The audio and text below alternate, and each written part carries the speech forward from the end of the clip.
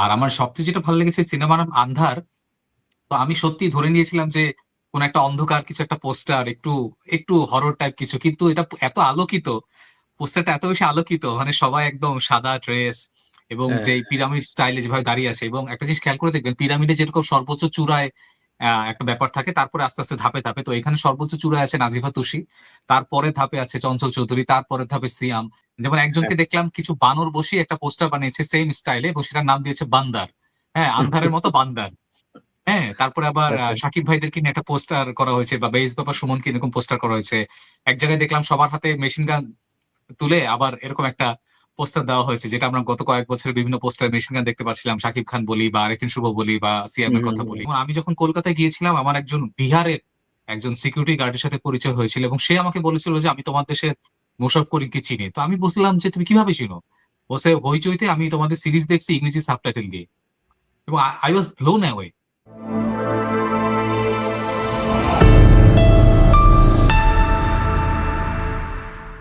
অনেকদিন পর একটা ব্যাপার নিয়ে একটু বলতে চাই, যে আমরা তো সবসময় মানে আমাদের এখানে মানে আমরা তো সিনেমার বা যারা স্ক্রিনে যাদেরকে দেখা যায় বা স্ক্রিনের সাথে যারা রিলেটেড, তাদের নিয়ে কথাবার্তা বলি, এবং বেশিরভাগ কথাবার্তা দেখা যায় কাজের বাইরে। মানে কাজের চেয়ে এখানে আমি যদি বলি সোজা বাংলা, আকাজ নিয়ে বেশি আলোচনা হয়।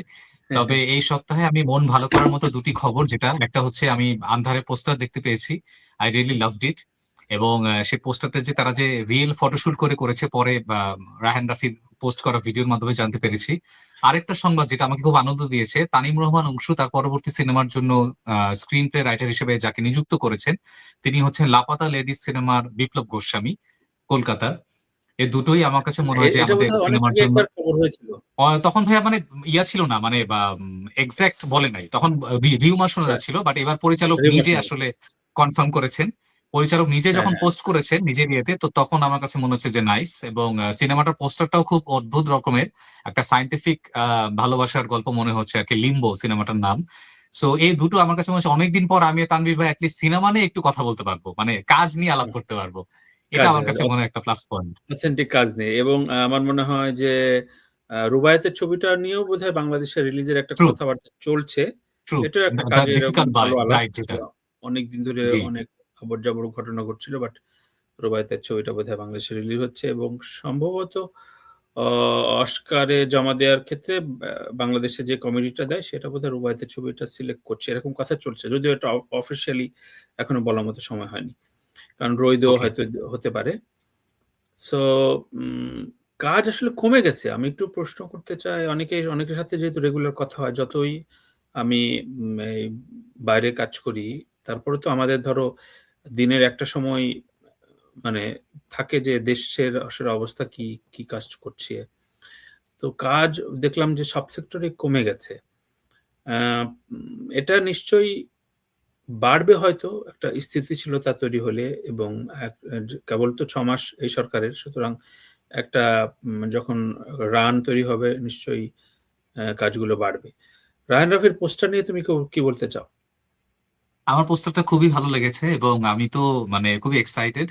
এবং যেটা সবচেয়ে ভালো লেগেছে যে তারা আলাদা করে এটার ফটোশুট করেছেন, ফটোশুট করে তারপরে হয়তো মানে কিছুটা এআই সাহায্য নিয়ে কনসেপচুয়ালাইজ করেছেন, যেটা আমার কাছে ভালো লেগেছে। আর আমার সবচেয়ে যেটা ভালো লেগেছে সিনেমার নাম আন্ধার।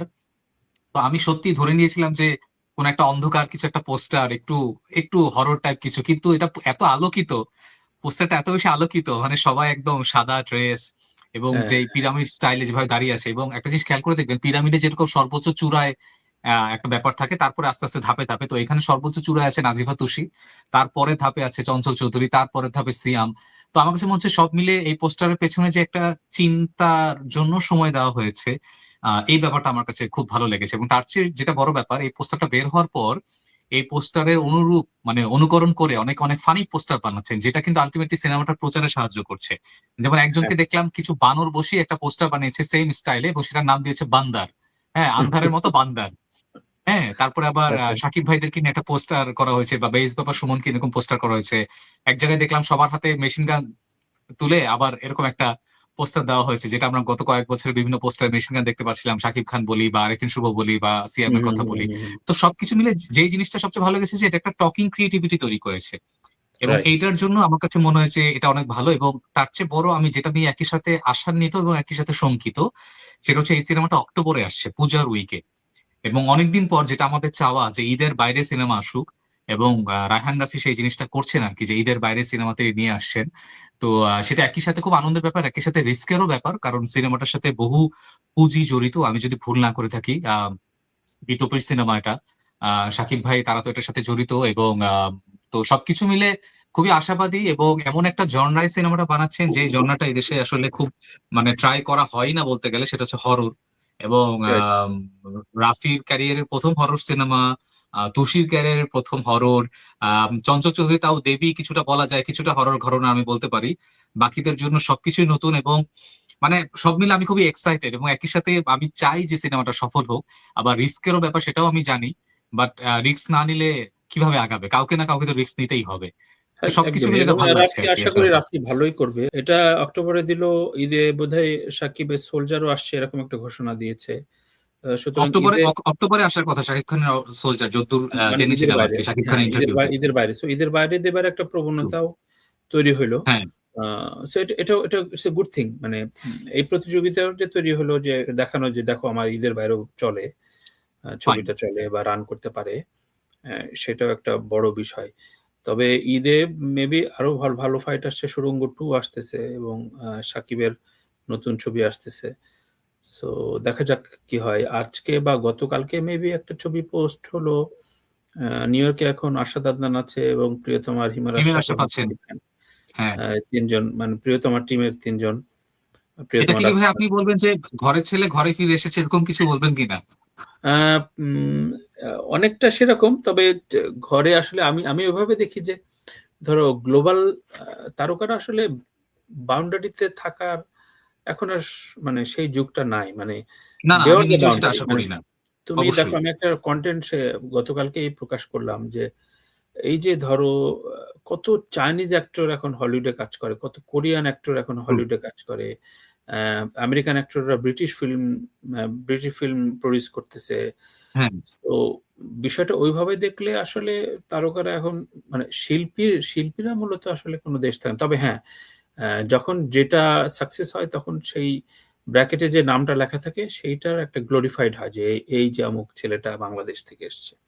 That's the good thing. মানে এটা আসলে, ট্রু। মানে ধরো ফিল্ম ফ্র্যাটার্নিটির একটা বড় গ্লোরিয়াস বিষয়। মানে ধরো নিউজিল্যান্ডে এডুকেশন সেক্টরে সাকিব বিশাল কিছু করে ফেললো। এটা কিন্তু নিউজিল্যান্ড ওন করার চাইতেও অনেকাংশে আসলে মানে বাংলাদেশ ওন করবে এবং ওন করতে চাইবে। তুমি না বললেও চাইবে। সবাই আমরা ইয়ে উদগ্রীব হয়ে এত বড়, বড় লেখা লিখব যে আমাদের সাকিব ফাটা ফেলছে। So that's why. সো ভালো করুক আসলে আন্ধার। আর হচ্ছে আমরা আসলে প্রায় সময়, আমি জানি না তুমিও এই মন্তব্যগুলো পাও কিনা, যে উইকলি স্ক্রিনে আমরা খুব সমালোচনা মুখর হয়ে থাকি। কিন্তু যে কাজগুলো সমালোচনা করার মতো, সেগুলো তো আসলে করা দরকার। তবে এবং আমি সমালোচনা সবসময় করার ভাই একটা সময় কথা বলি যে সত্যি কথা বলতে মানে আমি আপনি তো আমার মনে হয় যে তাও অনেক ভদ্র ভাষায় বলি, মানে আমাদের মানে পার্শ্ববর্তী ইন্ডাস্ট্রি যদি বলি, আমরা তো সবসময় তাদের সাথে তুলনাতেই, একদম। মানে তারা যখন মানে যেই ভাষায় সমালোচনা করেন, আমরা তানভীর তারেক ভাই আপনি যদি কালকে শুরু করেন, দেখেছি, আপনার দেখেছি। মানে কারোর সাথে সম্পর্ক থাকবে না, টিকবে না আসলে। এবং রাইট। আপনার মুখ দেখা দেখি কি মানে আপনার নাম শুনেই বন্ধ হয়ে যাবে।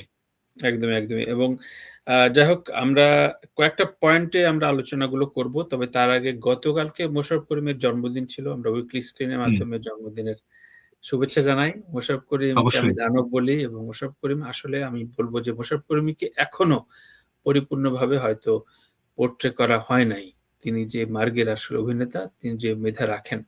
অবশ্যই মোশাররফ করিমের জন্মদিনে আমি এটুকু বলব যে, একটু ভাই কমায় একটু বেঁচে, বেঁচে কাজ করেন। হ্যাঁ, কিন্তু তারপরেও অনেক রকম কাজ করার পরেও এত সুন্দর, সুন্দর কাজ বেরোয় তার। তো মোশাররফ করিম সম্পর্কে ১ মিনিটে কি বলবা তুমি? মোশাররফ করিম কি ভাইয়া, মানে আমার কাছে মানে মানে আমি এটা বললে অনেক অনেকে একটু হয়তো ইয়ে করে যেতে পারে। আমি মানে সব অভিনেতা একরকম, কিন্তু আমার মোশাররফ করিম পুরো মনে হয় যে একদম অন্যরকম একজন অভিনেতা। মানে উনি আসলে নিজেও সম্ভবত জানেন না যে ওনার কি ক্ষমতা, উনি কি করে ফেলতে পারেন। আমি এমন প্রচুর বিলো এভারেজ কাজ দেখেছি শুধুমাত্র মোশাররফ করিমকে দেখার জন্য। মানে ওই নাটকে আর কিচ্ছু নাই, শুধুমাত্র তার অভিনয়ের উপর ওই কাঁধে ভর করে ওই নাটকটা কোনো না কোনো একটা জায়গায় বা সিনেমাটা কোনো একটা জায়গায় পৌঁছে যায়। আর রাইট। মানে ওনার সম্পর্কে আমাদের, আপনি চিনবেন পলাশ মাহবুব ভাই, আমাদের একজন সাংবাদিক ভাই আছেন পলাশ হ্যাঁ, হ্যাঁ, মাহবুব, হ্যাঁ। এখন খুব সম্ভবত বাংলা টেলিগ্রাফে আছেন। উনি একটা কথা বলছিলেন যে মোশাররফ করিম হচ্ছে কসকো সাবানের মতো, যতজন নিচে হাত ধুয়ে যায় কিন্তু কসকো সাবান আর শেষ হয় না, ওই চিকন হয়ে যায় তাও কসকো সাবানটা টিকে থাকে। তো মোশাররফ করিম অনেকটা এরকম আর কি। এবং আমি মানে আমি নিজেও তো খুশি হব যে তিনি যদি, আমি বলছিলাম যে বনলতা এক্সপ্রেস এর পর যে তানিম নূরের উচিত যে বনলতা এক্সপ্রেস এর পর মোশাররফ করিমকে নিজের নিকটতম অফিসে বেঁধে রাখা, দড়িতে বেঁধে রাখা, যেন উনি খুব বেশি পুবালে যেতে না পারেন এবং তাকে এর চেয়েও বেশি চ্যালেঞ্জিং চরিত্র দেওয়া। আমি জিনিসটা নিছক মজা করে বলেছিলাম। আমি অবশ্যই, আমার কোনো এখতিয়ার নেই, তিনি আজকে যে জায়গায় এসেছেন তিনি আসলে নাটকের মাধ্যমে এসেছেন এবং আমি বিশ্বাস করি, আমি বুঝতে পারি যে তিনি ওই নাটকের ওই অডিয়েন্সটাকে আসলে বঞ্চিত করতে চান না, তাতে আমার কোনো আপত্তি নাই। কিন্তু নাটকের অডিয়েন্সটাকেও তো গ্রো করার একটা দায়িত্ব তার মধ্যে আছে। মানে তাদেরকে নাটকের নামে যা তা কিছু, হ্যাঁ, যে এই বউয়ের জ্বালা, এই ধরনের নাটক তো আমি চাই না যে মানে এখন এসে অন্তত তিনি করেন। এই ধরনের নাটক এখন সেই ছেলে বা মেয়ে করতে পারে যে হয়তো মিডিয়াতে নতুন, যে তাকে হয়তো একটু পরিচিতি পেতে হবে।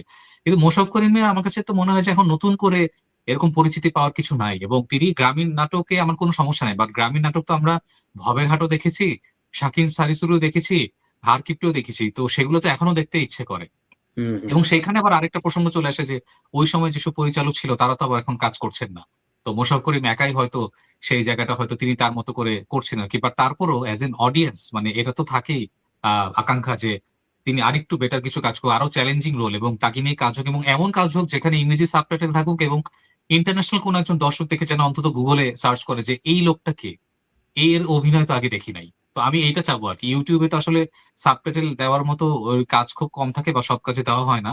বাট আমি আশা করবো, যেমন আমি যখন কলকাতায় গিয়েছিলাম আমার একজন বিহারের একজন সিকিউরিটি গার্ডের সাথে পরিচয় হয়েছিল এবং সে আমাকে বলেছিল যে আমি তোমার দেশের মোশাররফ করিমকে চিনি। তো আমি বুঝলাম যে তুমি কিভাবে চিনো? বলছে হইচইতে আমি তোমাদের সিরিজ দেখছি ইংরেজি সাবটাইটেল দিয়ে। এবং আই ওয়াজ ব্লোন অ্যাওয়ে। তখন আমি বুঝতে পারছি সাবটাইটেল কি শক্তি। এবং তখন সে আমাকে বলল যে ওনার তো আরো কাজ আছে ইউটিউবে, তো তোমরা সাবটাইটেল দাও না কেন? তো আমি খুব লজ্জা পেয়ে গেছিলাম। তো আমি তখন হুম। বলছিলাম যে এটা তো আসলে প্রডিউসারের কাজ, তো প্রডিউসার আমাদের দেয় না। বলছে তোমাদের প্রডিউসাররা কেন দেয় না?